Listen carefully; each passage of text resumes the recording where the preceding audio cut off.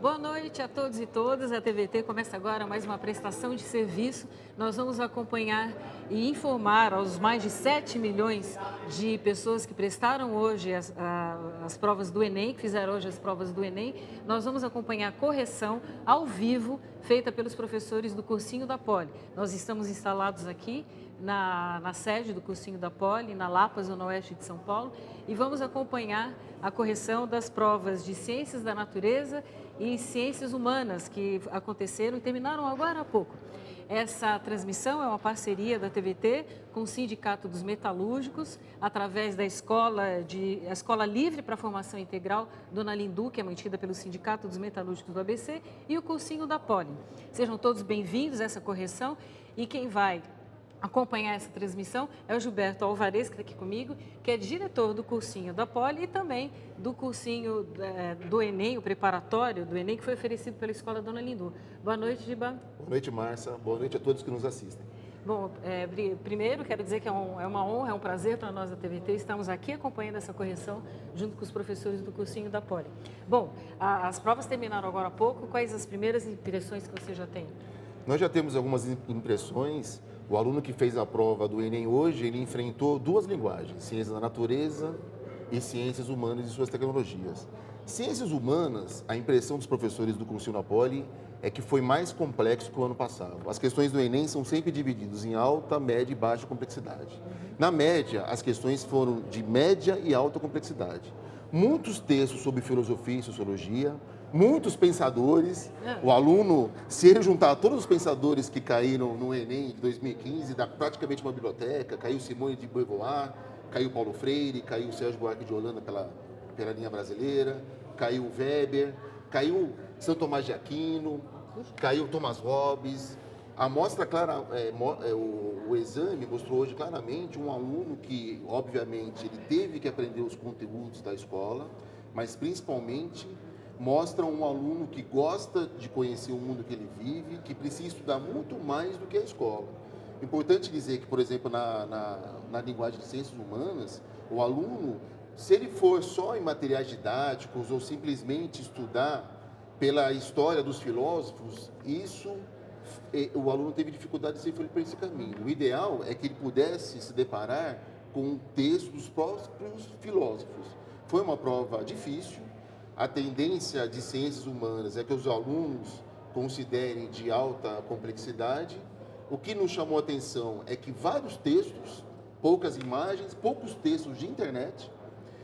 E teve uma questão clássica na prova de humanas, que era numa página inteira, ela foi ocupada por um diagrama e um mapa. Isso é uma novidade no Enem. É a primeira vez que o Enem faz um mapa e um gráfico grande justamente para o aluno poder enxergar os pormenores e os destaques dessa questão propriamente dita. No geral, ciências humanas, ela foi dominada muito pela filosofia, pela sociologia, por temas contemporâneos, pela globalização, por aquilo que o candidato vê nos jornais hoje. Falou-se sobre a crise, sobre a bolha imobiliária americana, falou-se sobre a questão da economia chinesa, falou sobre o Afeganistão, tudo aquilo que está na pauta, não só agora dos jornais, mas dos últimos anos, o aluno se deparou. Importante se perceber que não era só conhecer a notícia. O aluno tinha que se aprofundar na notícia e, de preferência, comparar o que está acontecendo com a complexidade que a história propõe, porque a história é cíclica, né? Uhum. É sempre algo que acontece hoje comparado com reflexões sociais, econômicas, políticas de anos anteriores. E no caso de ciências da natureza, pareceu uma prova mais conteudista.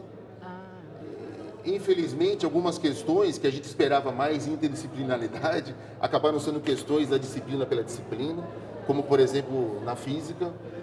Às vezes, o Enem, ele até ambienta a questão, mas a relação entre as áreas de conhecimento, isso, em algumas questões, ficou empobrecido. Então, pelo que você está falando, houve uma diferença de concepção de humanas e da natureza? Sim. Humanas foi muito mais pelo pensamento filosófico, sociológico e a interpretação do mundo que o aluno vive.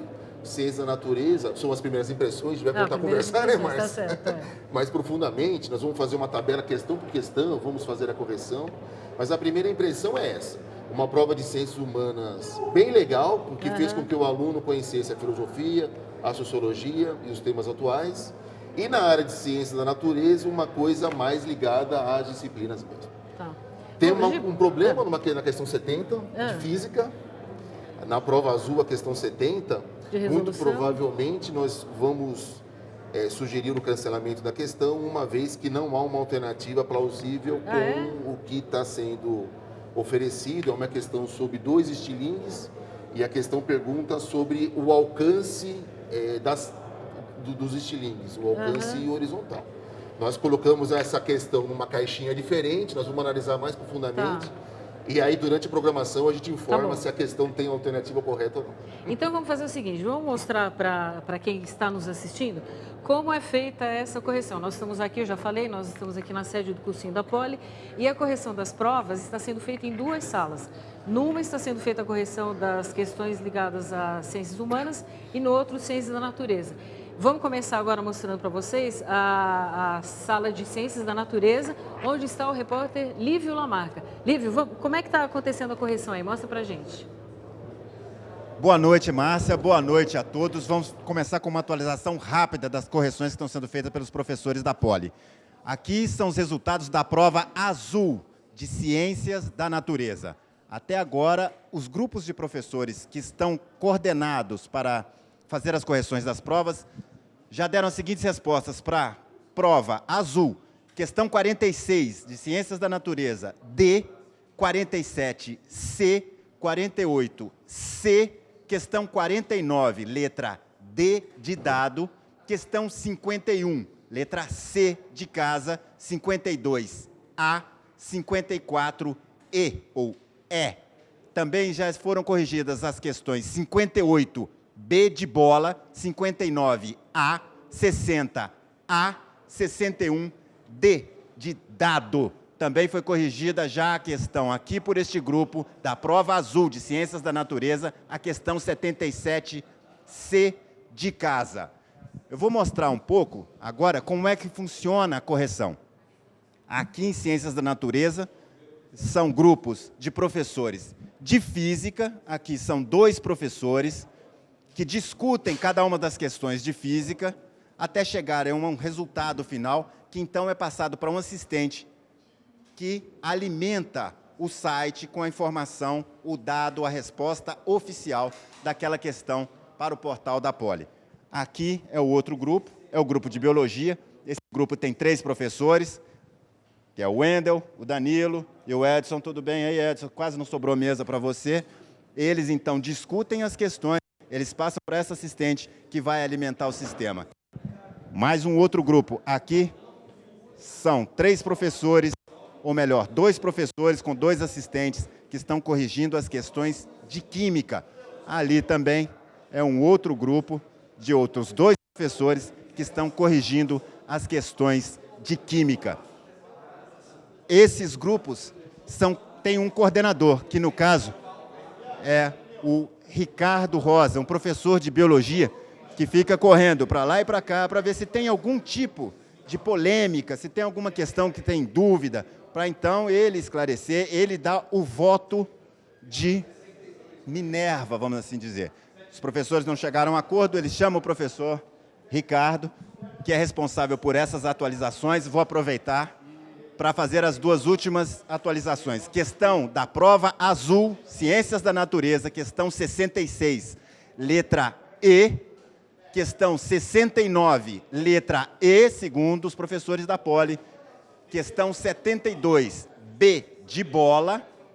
Questão 77, C de casa.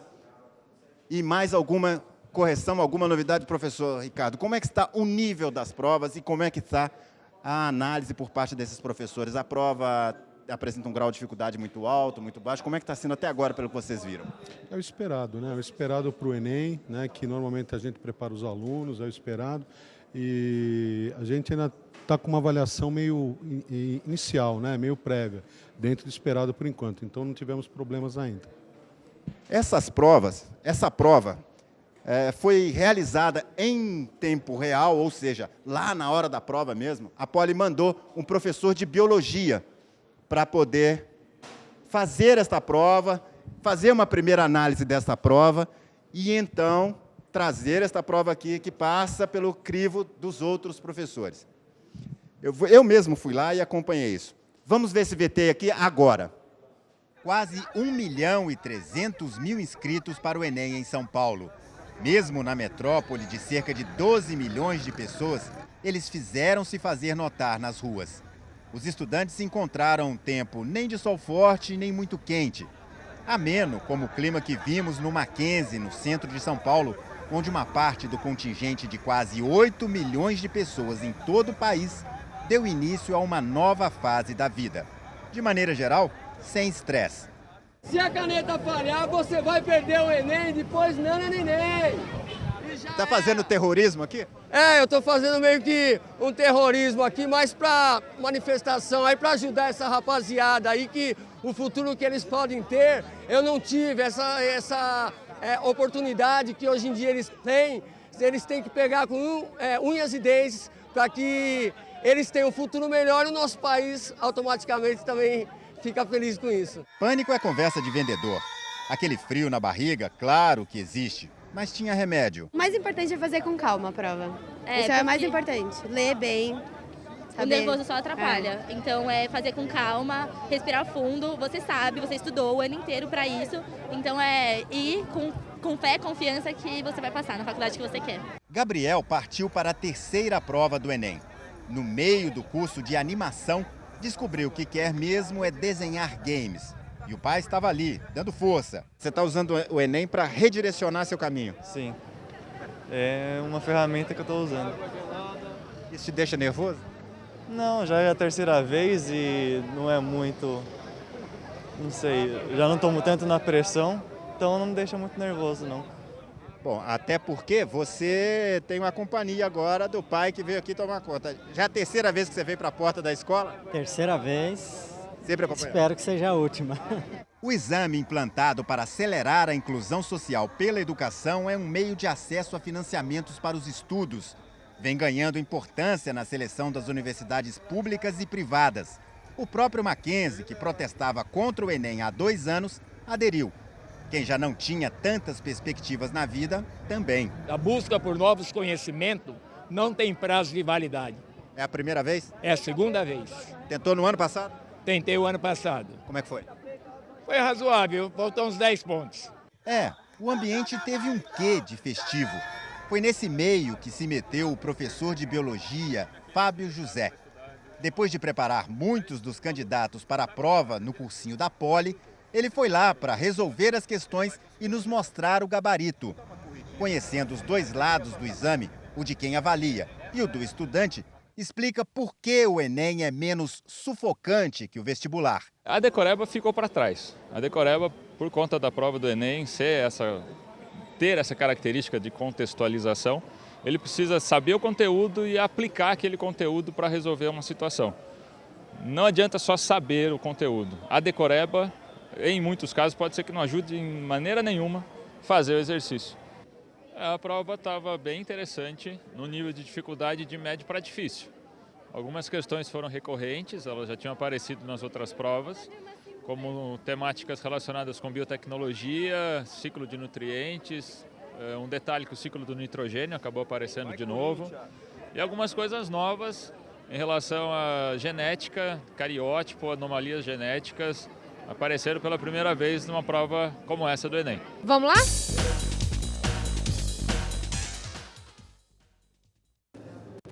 Pois é, estamos de volta aqui com o professor Giba, que é o diretor do cursinho da Poli e do curso da Dona Lindu, dos Sindicatos Metalúrgicos do ABC.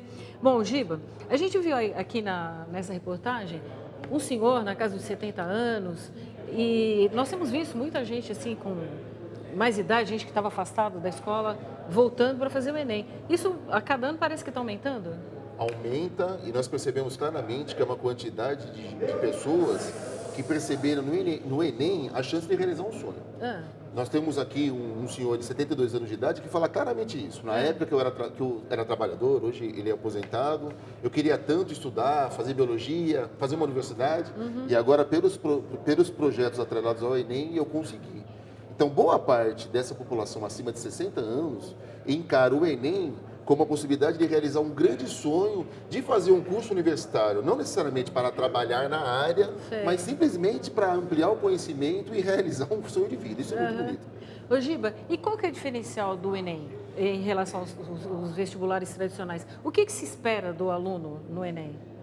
Os professores do curso na Poli disseram isso agora há pouco. É uma prova de média e alta complexidade, não só pelo que se exige, mas principalmente porque o Enem dialoga com uma escola que não existe. A prova do Enem é muito diferente da educação que se vê no ensino médio.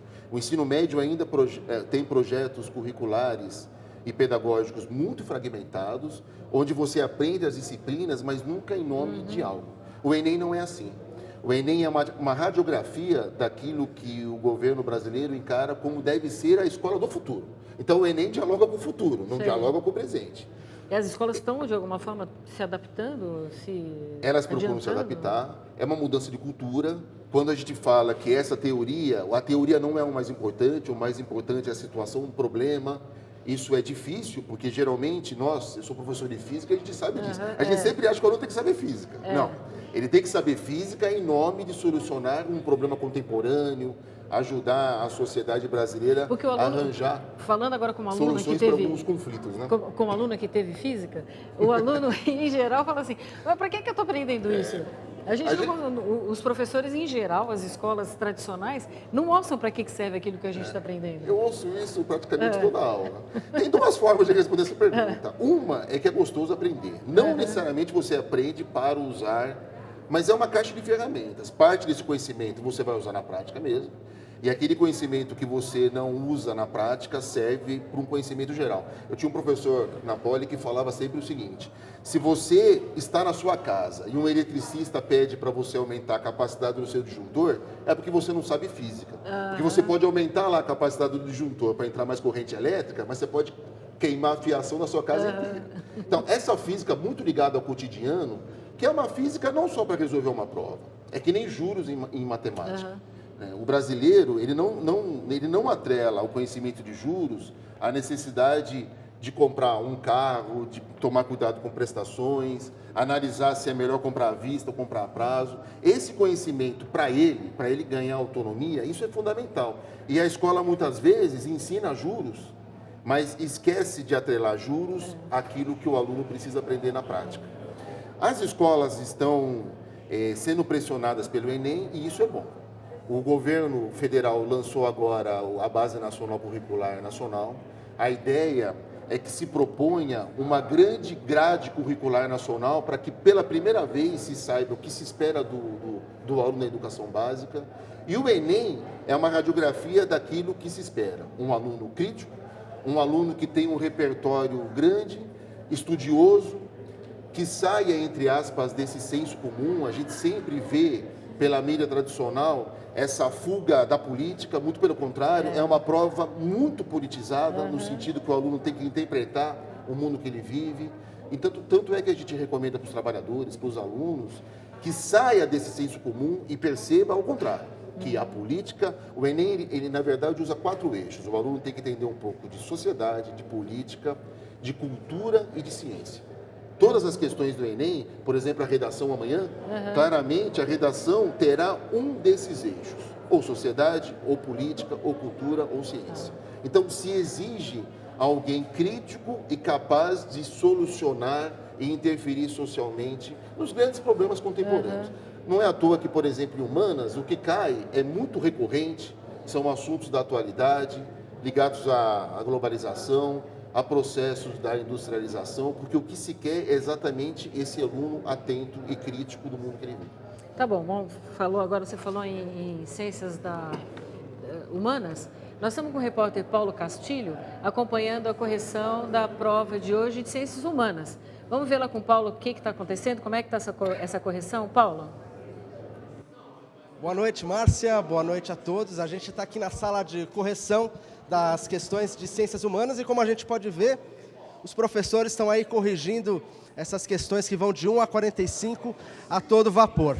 Lembrando aí que essas questões que vão de 1 a 15 e que estão no gabarito que a gente vai passar agora, são da prova azul. Vamos dar uma olhadinha os resultados que já são dados aí como definitivos, segundo os professores do cursinho da Poli. Questão 1, letra A.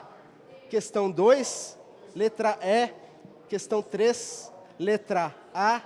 A questão 4, letra E. Questão 5, letra A. Questão 6, D de dado. Questão 7, E. Questão 8, C. Questão 9, E. Questão 10, A. Questão 11, D. Questão 12, E. Questão 13, D. Questão 14, B de bola. E questão 15, letra D. São esses os resultados da prova de geografia. Eu vou aproveitar aqui a presença do professor Marum, que é professor de geografia do cursinho da Poli, está ele aqui do meu lado, obrigado por participar aqui com a gente. Eu queria que o senhor comentasse de uma forma genérica, esse ano, o que significou a disciplina de geografia no curso, no exame do Enem. Olha, nós vimos uma prova, boa noite em primeiro lugar, nós vimos uma prova com algumas questões, principalmente na parte de geografia física, bastante conceituais, conteúdos, né, de conceitos bastante, em alguns casos até um pouco complicado para os alunos, mas também temas bastante recorrentes, como biomas, questões de urbanização, questões com uma certa tranquilidade para a resolução. Algumas questões também focando a economia global. Então, desde a crise econômica que vem desde 2008, até modelos de produção da globalização, né, separando os meios de produção, as peças, cada uma vindo de um lugar, e as mudanças socioeconômicas na China, que também é um assunto bastante recorrente, não apenas no Enem, mas nos vestibulares de uma maneira geral. De uma forma geral, foi essa a característica da prova. Agora, se a gente pudesse, de forma específica, pegar dessas 15 questões, né, da prova azul, que a gente acabou de divulgar o resultado do gabarito, e fosse comentar uma ou duas especificamente, quais que o senhor destacaria aqui dessas questões de geografia do Enem deste ano? Olha, eu acredito que a questão que fala sobre a China, as mudanças na sociedade chinesa, é uma questão que, além de recorrente, é uma questão que envolve um tema atual, porque e coloca numa contraposição aí a ideia do socialismo, né, que para muitos é um tema que já está esgotado, que já acabou, que não existe mais, e nós vemos que ele ainda é um tema bastante atual, um tema que mexe com os exames de vestibular, mexe com os estudantes, claro, evidentemente, e que está num processo de formação de uma nova economia, de um novo modelo político, econômico, de um dos gigantes do século XXI. E além da China, existe outra questão que a gente possa destacar nas questões de geografia do Enem desse ano? Olha, eu colocaria as questões físicas, né, de geografia física. Houve uma questão também envolvendo cartografia, né, outras duas, se não me falha a memória agora, de análise de gráficos e mapas. Então, mais uma vez, a necessidade do estudante ter esse embasamento, né, de conseguir interpretar e buscar informações nas tabelas, nos gráficos. É uma coisa que a gente chama sempre a atenção dos estudantes. Fique atento a isso, analise com calma, busque a informação, e a prova mostrou isso mais uma vez. Legal, muito obrigado, professor Marim. Agora a gente vai assistir uma reportagem onde a gente acompanhou uma estudante aqui do cursinho da Poli que foi fazer a prova aqui próximo do cursinho da Poli, no bairro da Barra Funda. Vamos ver um pouco dessa história.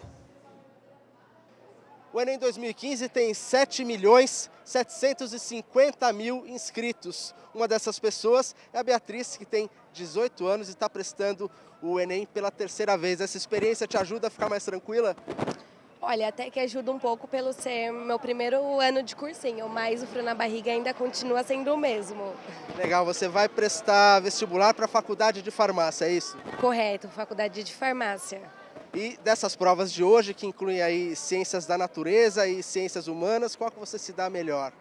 As ciências da natureza acho que acaba tranquilizando mais a gente. Tem até mais a ver aí com o curso que você está escolhendo. Sim, exatamente. Tem até mais a ver.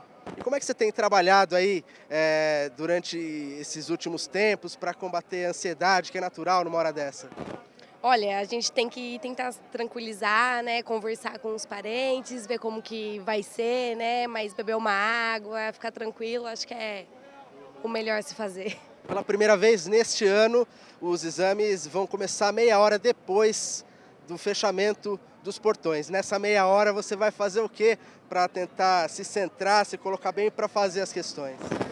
Eu acho que ir no toalete, né, lavar o rosto, ficar tranquilo, me preparar, porque daqui a pouco começa. Daqui a pouco mesmo, né? Faltam aí pouco mais de 10 minutos. Boa prova para você, a gente te espera aqui na saída para saber o que você achou das provas, tá bom? Obrigada. Olha só, depois de esperar aqui fora, parece que a Bia tá saindo. Bia, foram aí 3 horas de prova do Enem. Você teria direito a mais 1h30. Isso é porque o teu raciocínio hoje estava muito rápido ou a prova que estava fácil? Olha, ela não estava tão difícil, mas também não estava fácil, né?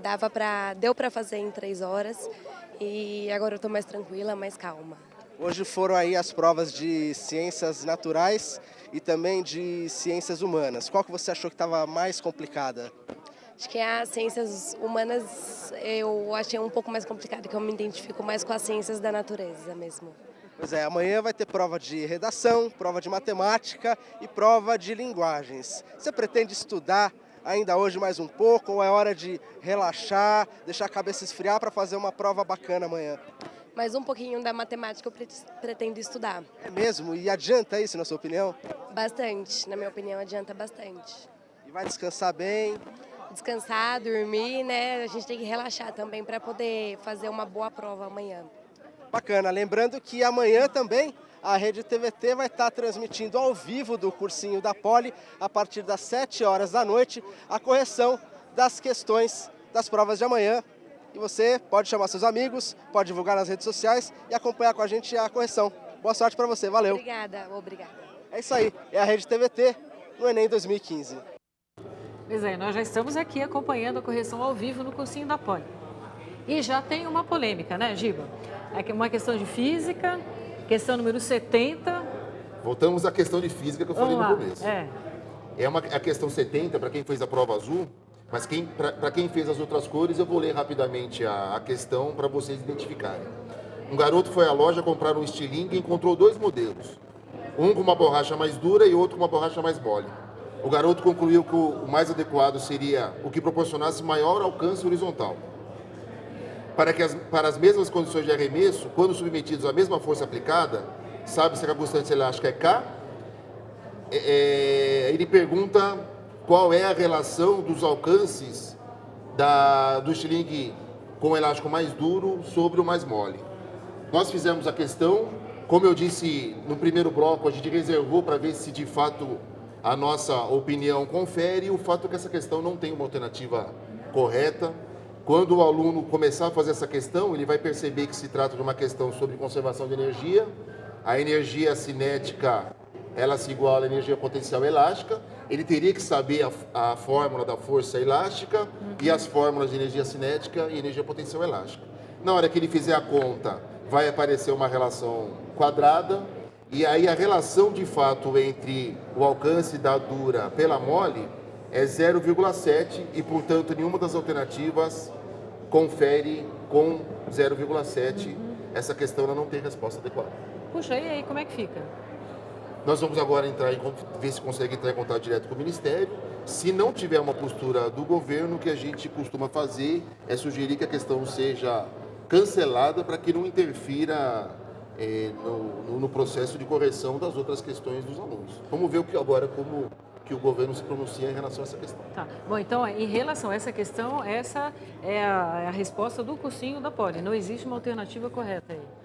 Que é o único problema que a prova apresentou. A prova, para variar, a gente que é professor de cursinho, mas tem o costume de gostar de prova. A gente fala que a prova é bela, se apaixona pela prova. É uma prova belíssima. Como eu disse, muito difícil para quem saiu do ensino médio, principalmente de escola pública, mas ela é primorosa, ela tem uma linguagem acadêmica perfeita. Infelizmente, essas coisas acontecem, mas isso não tira o brilho do Exame Nacional do Ensino Médio. Tá, o que dá esse brilho? O brilho é o jeito que a prova é feita, como eu disse. É mostrar claramente o aluno que se quer. Um aluno que muitas vezes ele é crítico, ele entende o mundo que ele vive, ele consegue fazer relações, ele consegue interpretar coisas e, principalmente, chegar a uma conclusão. A prova do Enem é uma prova que, em várias oportunidades, ela cobra que o aluno faça uma intervenção social que respeite os direitos humanos.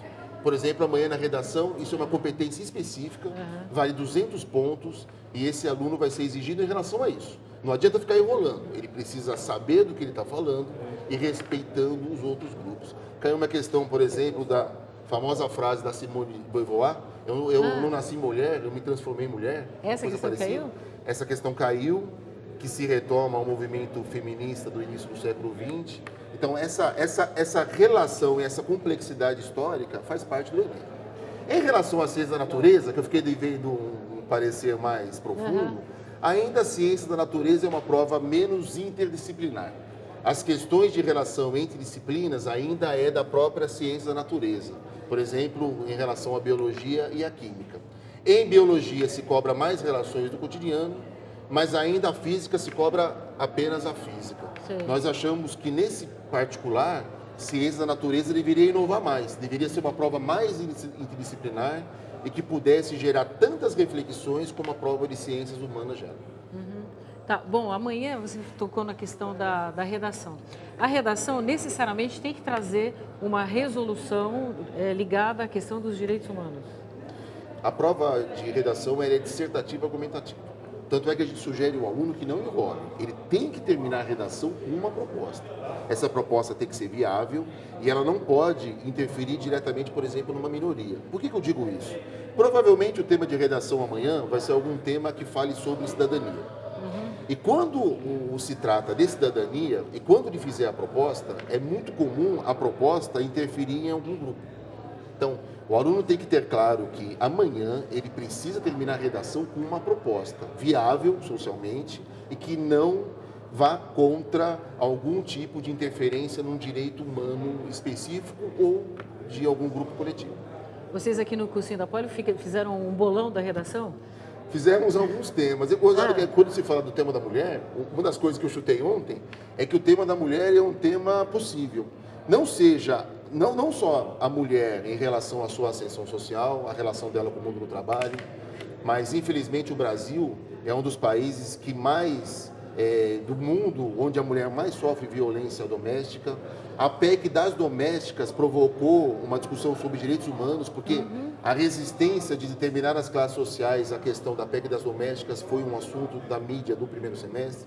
Então, a mulher pode ser tema da redação, não só a mulher, mas os grupos que mais sofrem violência no Brasil, seja a mulher, sejam os homossexuais, negros, índios, são tema. A internet pode ser um tema também, porque, infelizmente, hoje é muito comum que a internet vá contra grupos específicos e atinja direitos. Então, a internet ela pode ser um tema, seja relacionado a direitos, seja relacionado à tecnologia na educação, mas seja também a discussão da tecnologia no mundo do trabalho. Essa discussão que se faz muito com os trabalhadores, do que significa a mecanização, a tecnologia em detrimento ao aspecto humano, a pessoa propriamente dita. Isso também pode ser um tema de redação. É chute, eu não sei o tema, amanhã a gente vai mas quem sabe não é um desses. Ô, Giba, nós vamos voltar lá para a sala onde está sendo feita a correção das ciências da natureza, porque eu recebi informação que o grupo lá que está corrigindo as questões de biologia, parece que está bem avançado, já terminaram a correção. Vamos lá ver com Lívio. Lívio, com você. Pois bem, estamos atualizando então o quadro de provas aqui de Ciências da Natureza, a prova azul. As questões de biologia já foram fechadas pelo grupo de correção da Poli.